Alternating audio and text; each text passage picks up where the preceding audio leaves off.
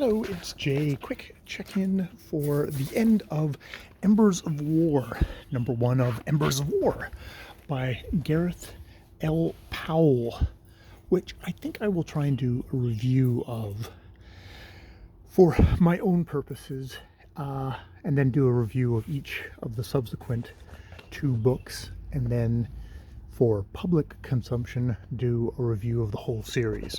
But that definitely means that I would like to keep these little video notes, diaries as I went along. So yes, we've finished the first one, where at the end there they find that it's bigger on the inside, in the brain, in this planet, and that there is an armada, a marble armada of ships who seem to come from were ships constructed by a kind of an ancestor of the reclamation group that Trouble Dog and the other former soldiers have gone up, who are a part of, who are sort of the peacekeepers, the people who are there to do rescuing. And in the past, there seemed to be a group before that was inspired the founder, who is Sal's great grandmother, something like that, who disappeared, who maybe was disappeared, I guess, amongst them, but though they were unimaginably ancient and well before that. And they, I guess, this marble armada had been scanning people as they came and finding them all unworthy to be their moral guide of like how to use their power, because the wayfarers, whatever the hell they were called, I'll have to look it up, were called, had disappeared. And they come upon Trouble Dog and Nog, the Drew, who is this kind of small creature that just fixes the ships, but is part of, very conceives of the world as the kind of the tree of life, and has a very much kind of like, you're maintaining the tree of life, and very much kind of a much more kind of all-encompassing, gentle, restorative view of existence. And they ask this Druj Nog, like, about these people, and he vouches for them, which seems to be why they have decided that the Trouble Dog will lead them. And the Trouble Dog, this sentient ship who is cloned from human DNA, it takes its orders, her orders, from Sal, so they're now at its command. The field operative agent has defected to their side. The kind of clueless medic doctor that they got, who turned out it was through his father that he got any of his positions, and indeed when he failed as being kind of a soldier, he got placed in the reclamation, the House of Reclamation there.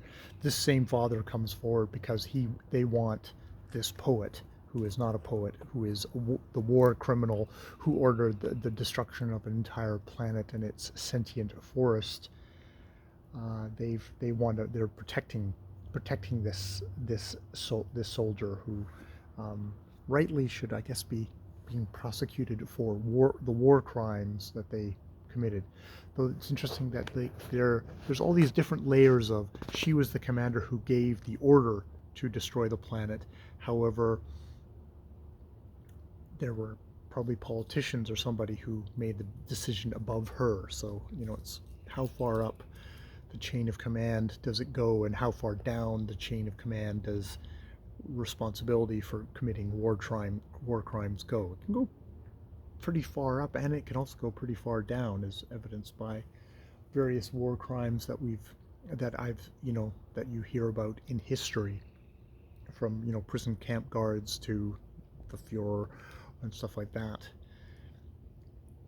So that is interesting. And this Marble Armada, whose motto seems to be life above all, and we're going to do whatever it takes to keep the peace.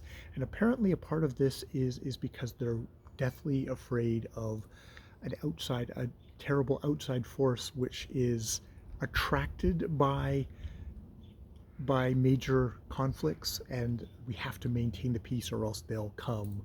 So that is that is the looming threat, I guess, still at the end. It's interesting that this father who got Alex on as the in the House of Reclamation, and he is completely useless. He's useless as a doctor, as a medic. Like, he's afraid of blood, basically. The father comes, and it's very much like, no, we're gonna get this poet. We're not gonna let you take it. And even in the force of overwhelming odds, insists on attacking, and they don't want to kill all his crew and the ship. And so they get the Marble fleet, says like, yeah, we have technology. They bore a hole through, and then Trouble Dog shoots the one cannon round and kills him, and that is the end. That is the end of him. And so that's how we end this one.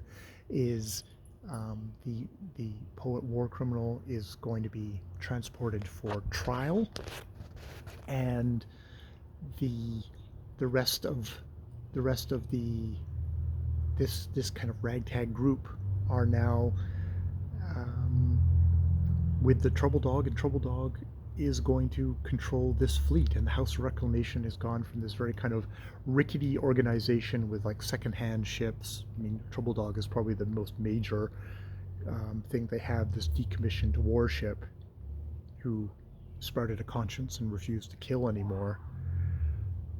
It was, yeah. So it's military sci-fi, but it's military sci-fi very much about not being military sci-fi. So we get exciting battles and stuff like that, and Trouble Dog, who loves to fight and loves to kill, basically, but has a conscience about it, even though that's its nature, which is kind of and there's a thing there of everybody kind of atoning for past sins of being soldiers.